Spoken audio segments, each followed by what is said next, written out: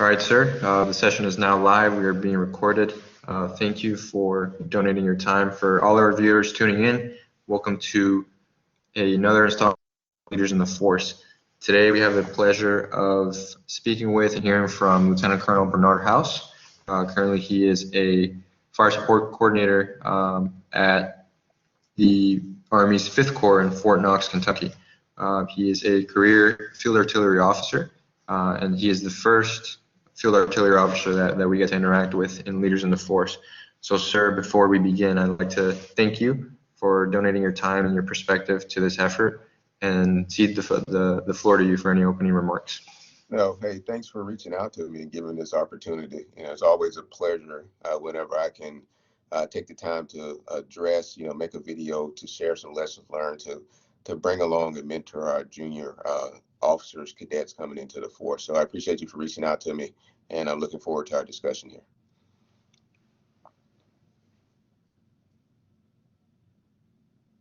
I can see you talking, but I can't hear you. My apologies. Okay. So, as we discussed during our written correspondence, when I presented the Leaders in the Force project as a proposal to you, it's aimed generally at just providing more perspectives to cadets across the country, all the branches in the Army, but it also has a targeted focus for perspectives from African American leaders in the combat arms, given that my assignment here at Florida A&M University is under the General Patton Internship Program, which seeks to promote accessions into combat arms for historically minoritized communities. So you obviously support this effort in promoting combat arms for African American cadets, and I want to ask you why.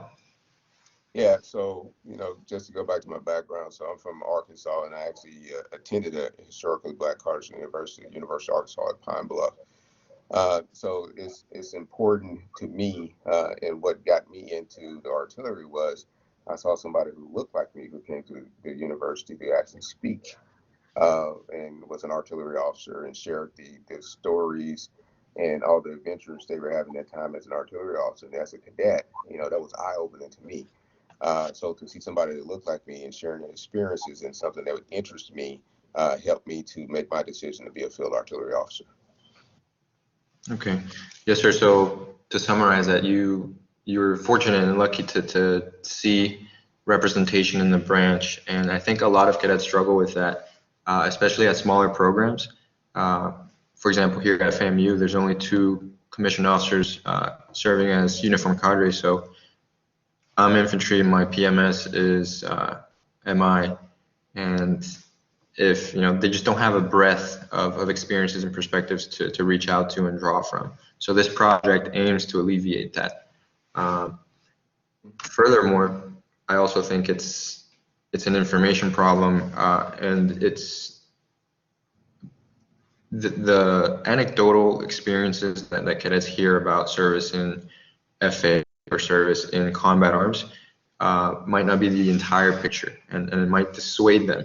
So the purpose of these interviews is, to hear from an officer who has spent close to 20 years in the field artillery world and explain, I guess, maybe debunk some myths, maybe explain what else is out there other than the anecdotal experiences, what you see on TV. So, sir, you told us you graduated from an HBCU, University of Arkansas, Pine Bluff, but what else inspired you to join the field artillery besides that mentor that came to speak? Yeah, so once I did my research after that individual came in and spoke, the artillery actually has a lot of opportunities as far as assignments for junior officers. You think about it, and I love all the other branches, but in the infantry or the armor world, you go into a staff job, you become a platoon leader, you become an XO until you get promoted, become a company commander. But you look at the artillery world, it's a little different because you come in, you might do some staff time, but it's also, you can be a fire support officer, you can be a fire direction officer, you can be a platoon leader, you can still be an executive officer. You can be it's just a myriad of positions that you can hold at the lower level versus the lockstep of some of the other branches. So That was one of the things that kind of that draw me to the branch, was everything that I could do. And then on top of that, even when you're on a staff, the way you fight once you get to certain levels, you're fighting through fires. So as a fire supporter, you're going to always be an integral part of that staff and an integral part of taking the fight to the enemy, and bringing assets to bear onto an enemy. So I guess it's the opportunity. It's the lessons learned, it's the growth and development that you'll experience throughout the military that really helped me to join the artillery, and has helped me to maintain and stay in the artillery for the past 22 years. Thank you, sir. I'd like to expand on that, if you don't mind, for our cadets, just general education, the breadth of opportunities within the field artillery community, not just as, like you mentioned, a fire support officer, a fire direction officer, or a gun line platoon leader, but because you support maneuver in the artillery world, you can also have breadth in the types of formations you go to. So if you're interested in anything that's tracked or heavy, you can do that. Or if you're interested in airborne and light community, you can do that. I think that other spectrum of breadth is important to highlight in the artillery community. Yeah, absolutely. I mean, you said it correctly, because you're working to support the infantry and armor, but then the world's a little different now too, as we're bringing in cyber and space and all these other elements that are part of, and they feed into the targeting world. So as a field artillery officer, you're pretty much working with every branch, throughout the Army. So it's a great way to learn about other branches while you're integrating, all warfighting functions. Yes, sir. And one thing that just came up that I just thought about is the also like strategic pivoting to I guess long range artillery rockets. I saw it in Europe with standing up the 41st Fires Brigade in Grafenwehr, Germany, as we kind of pivot strategically from focusing on the Middle East for the last 20 years to near peer competition. Definitely the preeminence or the rise of these long-range platforms for artillery is also something to consider if anybody's thinking about something a little bit more strategic, I guess. So can you comment on that, sir? Yeah, no, I mean, you 100% spot on. I think that goes into like one of the myths we'll get about the combat arms and the artillery in general, that it's just a lot of field time, and you kind of missing out on working with some of the more technological advanced equipment, the computers and stuff. And I'll tell you, it's 100% false, just based on what you just said. Is everything, all the advances that we're doing now based on near peer adversaries is pushing us light years into the future, whether it's dealing with some kind of computer system, some kind of advanced munitions, or some kind of advanced delivery platform. You're truly tested. You're truly given the opportunity to work with most advanced equipment. You receive the most advanced schooling, and it's going to test you. So it's not all field time in the mud, roughing it. There's times where you're learning, growing, and development. Definitely 100% a growing branch throughout the military. That, and coupled with air defense artillery too. So the opportunities are going to expand as our mission expands. Yes, sir. And that's a great lead up to the second question that I wanted to ask. But before that, I want to. So, as an instructor in ROTC, I ask my cadets why they joined the Army and what branches they're interested in.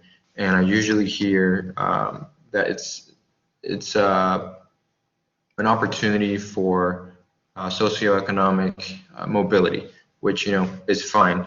There's nothing wrong with that. It was my case too. I needed a way to pay for school. As long as we all understand that the duty to serve and leadership is a more important part of the profession. But because of that, they're looking for jobs that they think easily translate or relate to occupations in the civilian world. So they say, I want to branch quartermaster, I want to branch adjutant general because they see logistics, they see HR represented in those branches. And what you were just saying, that the artillery is not just, trudging through the mud, being cold and tired, and some of the more technical, maybe some of the more managerial executive roles in the artillery. That's what I want to ask you, sir. So you've been a commander at multiple levels. You've been a planner at multiple echelons in the artillery. How would you translate the skills that you've gained to a civilian employer? Yeah, I mean, the command, starting from being basically when you're a fire support officer, fire direction officer, platoon leader, through the command positions, the levels of responsibility that transition to your managerial skills right there, because you're taking care of a section, whether it be 4 to 6 people or a battery of 94 to 100 personnel, or a battalion of 650 plus. You are a manager of personnel, and then on top of that, there's like I said, there's the skill set that goes along with it, of managing not only the personnel but the systems also. So you could transition that to you're going to have all kinds of computer skills. Naturally, you're going to have the managerial skills for the people. You're going to have talent management potential, because there's the placement of people to make sure they're in the right place to maximize their potential and meet the mission of the organization. So then you're exposed to all the new technology. So if you take into account me getting out of 20 plus years, can I transition over to a civilian job working with one of these, Northrop Grumman or something like that that's dealing with defense contract? Absolutely. But you can also say the same thing down to the lieutenants and captains that are coming in if they choose to transition out, because they're going to be at the lower level working on these systems with a real understanding of how they operate, which they can then transition into their civilian sector. Now, I'm not proposing that you come in and get those skills and leave out. If your track is to be a career military officer, absolutely. The military has been great to me for 22 years, and I'm going to stay as long as I possibly can. So I'll leave it at that. Absolutely. No, and I agree. I don't see, well, it's not that we're encouraging you to get these skills and get out in 5, but I just want to communicate to the cadets that there are these skills to be learned, and this expertise to be learned in the combat arms branches. With you, I'm asking about the artillery because that's not a domain that I have expertise in, but the goal is for them to see and understand that it's not just the physicality that's associated with combat arms. It's the technical proficiency. It's the interaction with the different domains in the enterprise, whether it's maintenance or logistics. I'm afraid that they think that only the quartermasters and the transportation officers are dealing with logistics. Like, no, I mean, you as a battery commander, as a battery XO, as a gunline platoon leader, it's your equipment, and you're worried about how it's being maintained, and you're worried about what parts are going out on the equipment status report. Like, you're the client, you are most concerned with the maintenance of that equipment. So you are getting experience in equipment maintenance, in logistics planning. Yeah, so you're absolutely right. It's the logistics.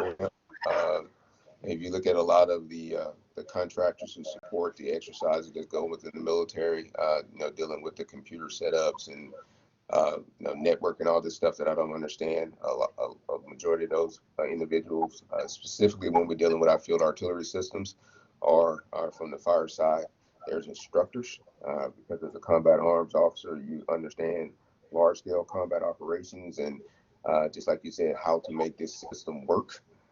So a lot of people from the combat arms side transition to be instructors at multiple levels. So there's a fair amount of opportunities that you can do as a field artillery and combat arms officer if you decide to transition to the civilian sector. Okay, yes, sir. One thing that, I mean, colloquially, the joke, and I'm not saying I'm not denigrating the infantry. I am an infantry lieutenant, but the joke is, the infantry knuckle draggers. I mean, but FA is more technical. So what sets apart an FA lieutenant from their peers in other branches? Yeah, I think it's the versatility and the flexibility of. So you think about it again. Again, I'm gonna say, infantry and armor got some of the sharpest lieutenants and officers ever. So I'm not knocking them at all. But if you think about an artillery officer, we're versatile across almost everything. Fire support officers are with the infantry and armor.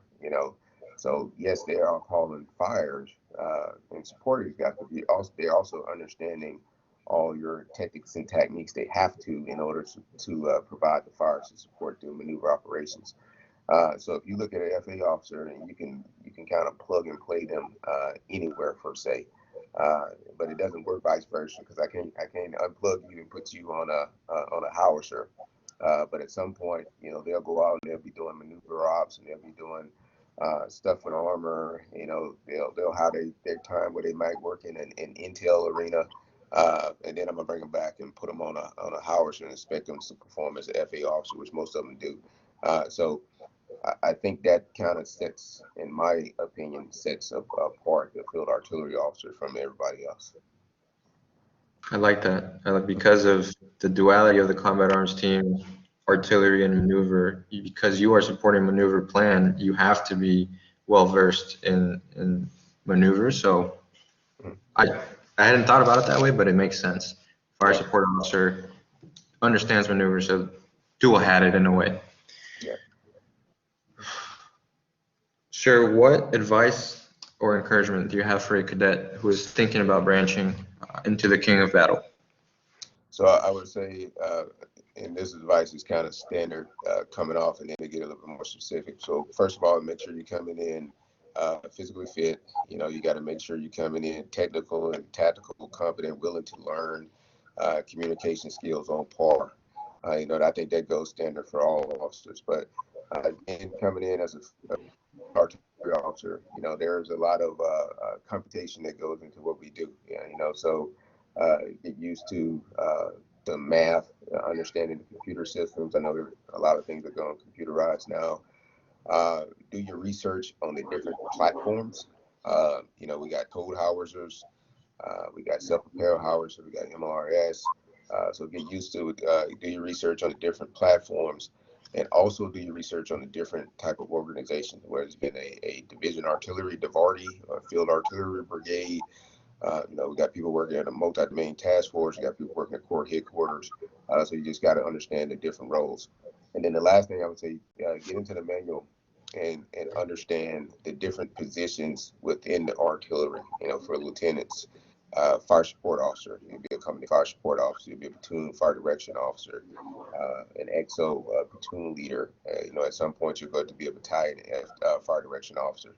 So start learning those duties and responsibilities, which in turn is going to drive you more to educate yourself on the artillery as you go through.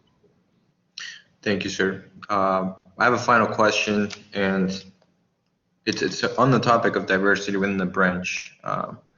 We've touched on diversity in terms of I guess ethnic background, racial background, but this question is centered on gender diversity. The topic of inclusion of women in field artillery, as I understand it, there have been female field artillery officers serving in combat units since before 2016. So can you speak to the culture of inclusivity for women who aspire to join the field artillery branch? Yeah, I would say, any woman that wants to join the branch, absolutely do it. You're going to be given the same opportunity as male counterparts. And like you said, so there have been women serving in artillery for a while. Up until 2016, they were restricted to certain levels, certain organizations. But as a battalion commander, I had women and women officers in my formation, and I'll tell you, top-notch performance, and given the same opportunity to serve as fire support officer, fire direction officers as male counterparts, and all of them, perform to standard and above standard. So I guess my advice that I would give to any would go along the same lines I just told you about for other cadets coming in. Do your research, learn about the branch, make sure if your passion, something that you want to do, and then once you come in, just perform, because you're going to be given the same opportunity as everyone else, and you are definitely, welcome to the artillery, and it's a force multiplier. So I'm a very big supporter. I'm glad everything is open, for women to serve in now, and I thoroughly enjoy, my time serving with, both women and men in the force. Okay, sir. Thank you for that. Finally, I'd like to cede the floor to you for any closing remarks. Before I would like to thank you again. This outreach isn't focused only on FAMU, and it's not focused on this year group. The intent for this is, our conversation gets disseminated massively across the country, and cadets 2, 3, 4 years from now can watch this interview and learn from your perspective if they're interested in field artillery. So, sir, thank you. The floor is yours. Yeah, I'm a combat arms officer. Been there for 22 years, so I'm definitely pushing for anybody who wants to come in and join the combat arms. And I guess I would share this for those, especially coming in for career military, and you're looking to go to those high levels of rank, whether it be colonel onto the general officer ranks. You looked at the statistics, and the majority of those officers are combat arms officers. So it's definitely to take into consideration if that's your end goal in the military, to achieve those higher rankings, to make sure you consider combat arms. The other part I would tell you is mentorship. Okay, at where you're at right now, there's opportunities because social media came onto the screen, and you can reach out to senior leaders across the globe, just like you said. But definitely receiving the coaching and teaching, but also at some point, get you a formal mentor, formalize that relationship, have that individual that you can reach out to, talk to, and that can kind of guide your career as you come in. You're going to come in as a lieutenant, you're going to be drinking from the fire hose. There's going to be a lot going on, but trust me, it'll be okay. You know more than you think you know, and you're going to continue on through the ranks, but we're definitely about. And I appreciate the opportunity to speak. This is a great platform. And if there's anything else I can do in the future,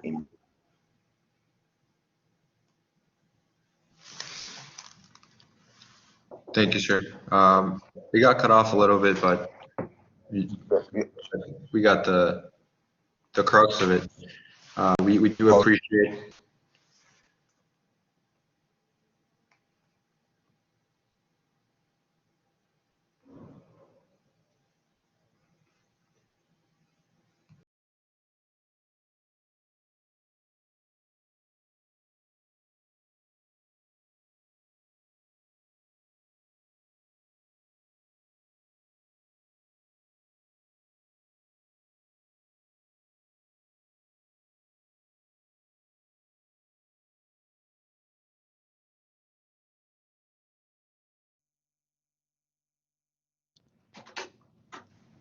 Okay, I'm back on now. I'm sorry. Can you hear me? Good, sir. Yeah, no problem. Okay. I was just saying, you got cut off a little bit, but from what I heard, you were just saying reach out for a mentor, and that you appreciate the opportunity to mentor using this platform. Yeah, that's exactly what I was saying. The 2 points I was saying is about definitely reaching out and getting a mentor, and just enjoy every minute of being in this uniform. All right, sir. Well, for our viewers out there, this concludes another episode of Leaders in the Force. Thank you for watching. Make sure you share this with your peers, share this with your friends in other universities. Thank you again. This concludes our session.